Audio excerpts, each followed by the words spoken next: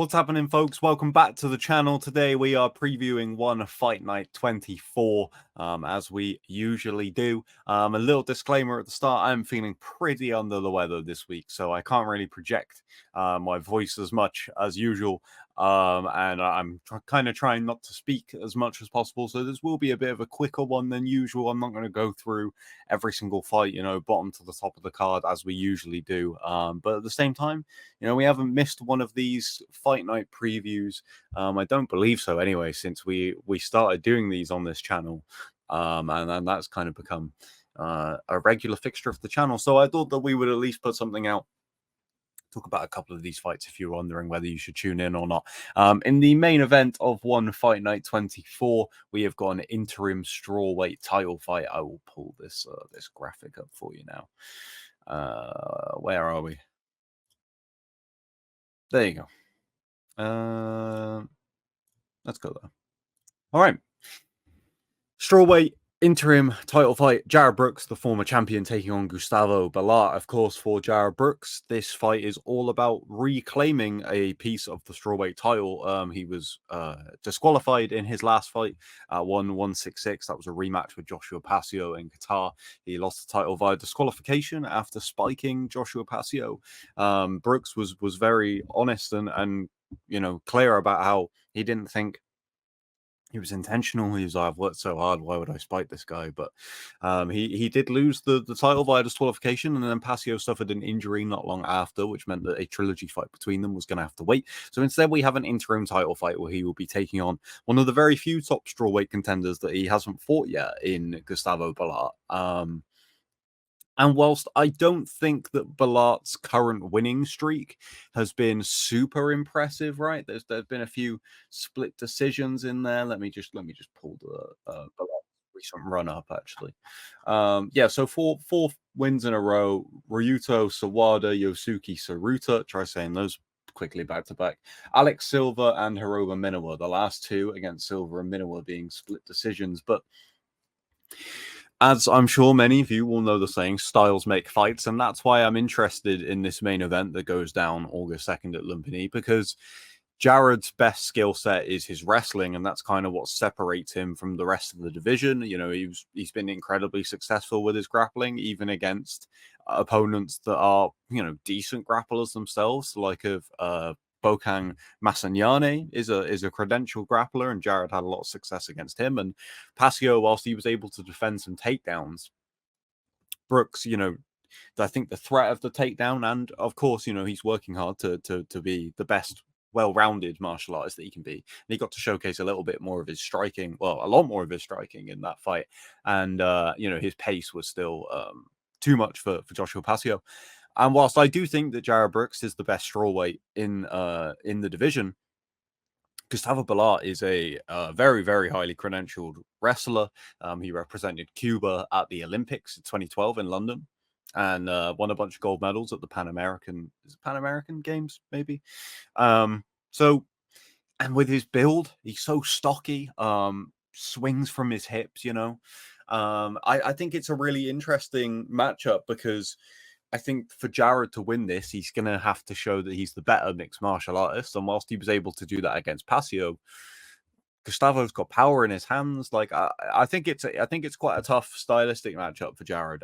So whilst I do still think that he is the best in this weight class, and I would expect him to come out on top, I am interested to see how he does against the grappling game of Gustavo Balart. Let's pull up the full card for you, and we will talk through the other matchups here. So the co-main event, you've got a submission grappling world championship contest. I know that people, the One fans, they really do love their submission grappling.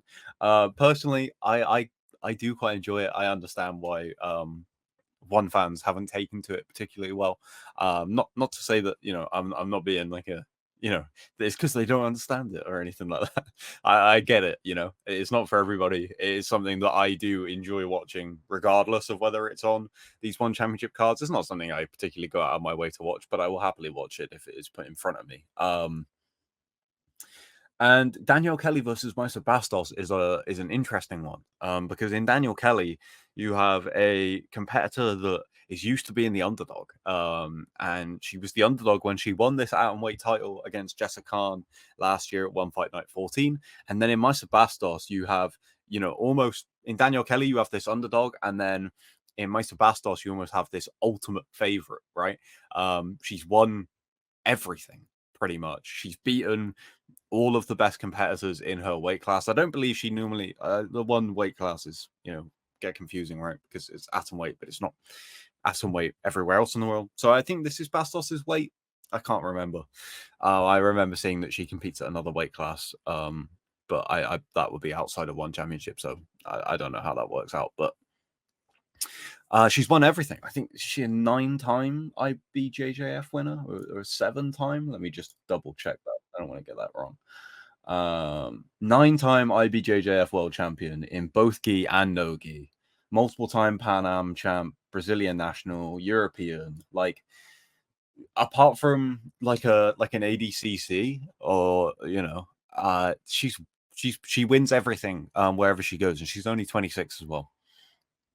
So this is a really, really interesting one for me because Kelly has a track record for being the underdog and pulling off the win, and Bastos has a track record for winning everything. So yeah, super interesting one, I think, actually. I'm excited to see this one play out because I think that this is probably the only time. In fact, it definitely is the only time, apart from Danielle Kelly's last one, I guess, where one of the submission grappling champions in one is coming in as the underdog. If you look at Cade and Mikey and Ty, those three are just fantastic, right? They're on another level. And whilst, maybe in like a tournament format, there might be people that can beat them in a straight up one-on-one. It's very, very difficult. I realized I said that this video wouldn't go that long, and we're already on the 7-minute mark. So these things happen. Anyway, I'll slow down on the submission grappling. I know that a lot of people aren't here to see that. Anyway, in terms of the rest of this card, there's a couple MMA contests I'm kind of interested in. Shamil Gasanov is back out. He got a win earlier this year, so he could potentially return to the top of the featherweight division. You would imagine if he beats Aaron Kanate here, Kanate fought Abdulayev in his one debut. You'd imagine that if Shamil gets a win here, he will be back right in that mix to face one of the top contenders in that division, potentially like has he fought Tan Lee before? That could be an interesting one, maybe. And strawweight MMA, I'm interested in this Kaito Yamakita versus Yosuke Saruta matchup. I'm pretty high on Kaito Yamakita, so just interested to see how he gets on there against an experienced guy like Saruta. Good bantamweight matchup as well. That bout number 3. I'm not going to try and say either guy's names. So you know where it is. I'll let you work that one out. I'd check that one out. And honestly, I think this whole card is worth tuning in from start to finish because the majority of the fights on here are striking bouts and they are fantastic. This looks like this looks like an unbelievable Friday fights card for the most part, with a couple of MMA bouts and then your top 2 fights to make it a fight night. I mean, kicking off the card with Yu Yao Pui, I was really excited what I saw of her last time out, so excited to see her back. Alif back on this card already following his fight with Ellis Barboza that ended in a draw. No, it didn't end in a draw, did it? Ellis got the win. You can't win a fight. There is no draws. Back out already. Yeah, big fan of watching him. So excited to see him take on Zachary Al-Jamari there. Rambolet versus Craig Coakley is a fun fight. Take on Naito versus Elias Mahmoudi is a fun fight. Ferrari's back in action against the European. We did talk about that on the One on SK podcast a little bit. Or was I there for that episode? Maybe I wasn't. And then these top 2, like obviously not the top 2 fights on the card, but these top 2 striking contests are absolutely fantastic. Deadline Lek versus Nakrob in a rematch. These guys fought on Friday fights not that long ago. When was that? November last year, one Friday fights 41, where Nakrob got the 3rd round finish. And these guys are right at the top of this division. So excited to see how this rematch plays out, especially with it being pretty soon after the first one. And then this one is probably my favorite fight of the card. Felipe Lobo taking on Nabil Annan. This was supposed to be a different matchup, right? I can't remember who. Felipe was on this card already, right? But against somebody else. I struggle to remember.